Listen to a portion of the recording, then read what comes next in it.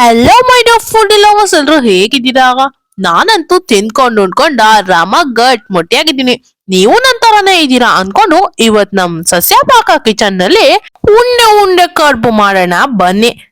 ಇದ್ರ ಜೊತೆಗೆ ಖಾರವಾಗಿರೋಂತ ಬದ್ನೆಕಾಯಿ ಚಟ್ನಿ ಇದ್ರೆ ಕಾಂಬಿನೇಷನ್ ಅಂತೂ ಸೂಪರ್ ಆಗಿರುತ್ತೆ. ಹಾಗಂತ ಇವತ್ ನಾನು ಬದ್ನೆಕಾಯಿ ಚಟ್ನಿ ತರಿಸ್ತಾ ಇಲ್ಲ, ಉಂಡೆ ಕಡುಬನ್ನ ತರಿಸ್ತಾ ಇದ್ದೀನಿ. ಬನ್ನಿ ಬನ್ನಿ ಕಡುಬು ಮಾಡೋದಿಕ್ಕೆ ಶುರು ಮಾಡೋಣ. ಮೊದ್ಲಿಗೊಂದು ಗ್ಯಾಸ್ ಮೇಲೆ ಬಾಣ್ಲಿನ ಇಟ್ಕೊಳ್ಳೋಣ.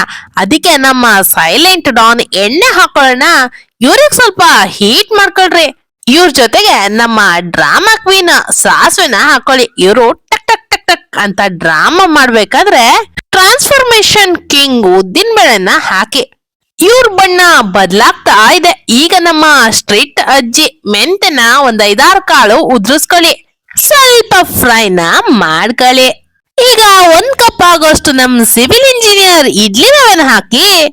ಇಡ್ಲಿ ರವೆ ಇಲ್ಲ ಅಂದ್ರೆ ಟೆನ್ಷನ್ ಬೇಡ, ಮನೆಯಲ್ಲಿ ಅಕ್ಕಿ ಅಂತೂ ಇರುತ್ತೆ. ಚೆನ್ನಾಗಿ ತೊಳೆದು ನೀರ್ ಸೋಸ್ಕೊಂಡು ಒಣಗ್ಕೊಂಡು ಇದನ್ನ ರವ ಮಾಡ್ಕೊಂಡು ಎತ್ತಿಟ್ಕೊಂಡ್ರೆ ಸಾಕು. ಇಲ್ಲಿ ನಾನು 1 ಕಪ್ ಆಗೋಷ್ಟು ನಮ್ ಸಿವಿಲ್ ಇಂಜಿನಿಯರ್ನ ಬಳಸ್ಕೊಂಡಿದೀನಿ ಅಂತೀನಿ.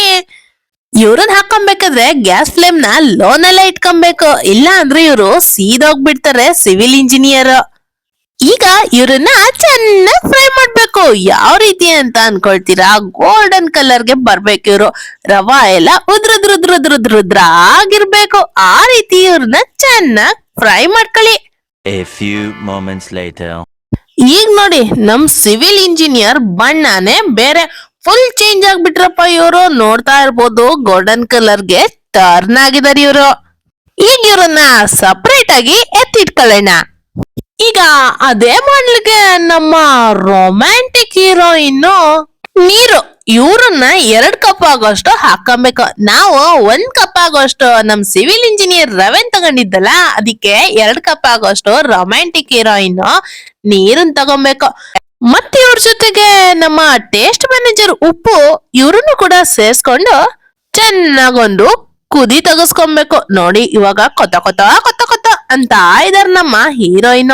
ಈಗ ನಮ್ಮ ಸಿವಿಲ್ ಇಂಜಿನಿಯರ್ ನ ರೊಮ್ಯಾಂಟಿಕ್ ಹೀರೋಯಿನ್ ಜೊತೆಗೆ ಬಿಡ್ಬೇಕು. ನೋಡಿ ರೊಮ್ಯಾಂಟಿಕ್ ಹೀರೋಯಿನ್ ಜೊತೆಗೆ ನಮ್ ಸಿವಿಲ್ ಇಂಜಿನಿಯರ್ ನ ಬಿಡ್ಬೇಕಾದ್ರೆ ಗ್ಯಾಸ್ ಫ್ಲೇಮ್ ನ ಮಾತ್ರ ಸ್ಲೋ ಮಾಡೋದನ್ನ ಮರಿಬೇಡಿ.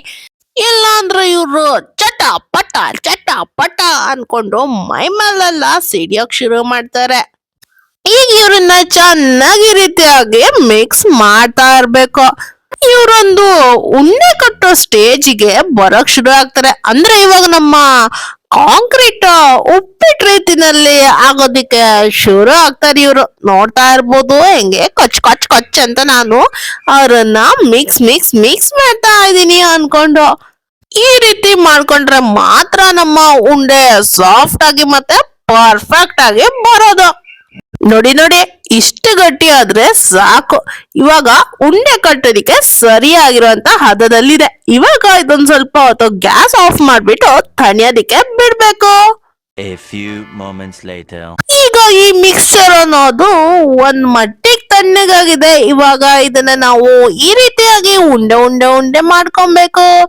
ಗರ್ ಗರ್ ಗರ್ ಗರ್ ಗರ್ ಗರ್ ಅನ್ಕೊಂಡು ಚೆನ್ನಾಗಿ ರೋಲ್ ಮಾಡಿದ್ರೆ ಪರ್ಫೆಕ್ಟ್ ಆಗಿ ಉಂಡೆ ಶೇಪ್ ನಲ್ಲೇ ಉಂಡೆ ಬರುತ್ತೆ.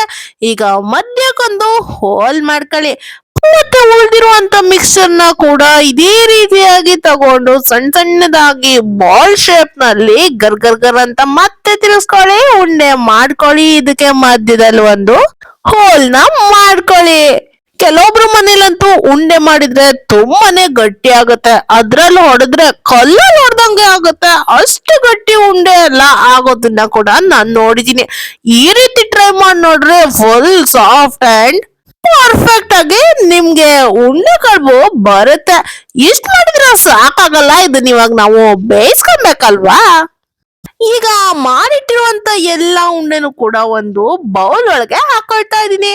ಈಗ ಒಂದು ಸ್ಟೀಮರ್ ಪಾತ್ರೆ ಇಲ್ಲ ಅಂದ್ರೆ ಇಡ್ಲಿ ಪಾತ್ರೆನ ತಗೊಂಡು ಅದರಲ್ಲಿ ನೀರನ್ನ ಹಾಕೊಳ್ಳಿ. ಕೆಳಗಡೆ ಮೇಲ್ಗಡೆಯಿಂದ ಸ್ಟೀಮರ್ ನ ಹಾಕೊಂಡ್ಬಿಟ್ಟು ನಾವು ಮಾಡಿರುವಂತ ಉಂಡೆನ ಹಾಕಿ 25 ನಿಮಿಷದಿಂದ 30 ನಿಮಿಷ ಬೇಯಿಸಿದ್ರೆ ನಮ್ಮ ಉಂಡೆ ಕಡುಬು ರೆಡಿ. ಈ ಉಂಡೆ ಕಡ್ಬಿನ ಜೊತೆಗೆ ಖಾರವಾಗಿರುವಂತ ಬದನೆಕಾಯಿ ಚಟ್ನಿ ಇದ್ಬಿಟ್ರೆ ಆಹಾ 8 ರಿಂದ 10 ಉಂಡೆ ಗಡ್ಬು ಗುಳುಂ.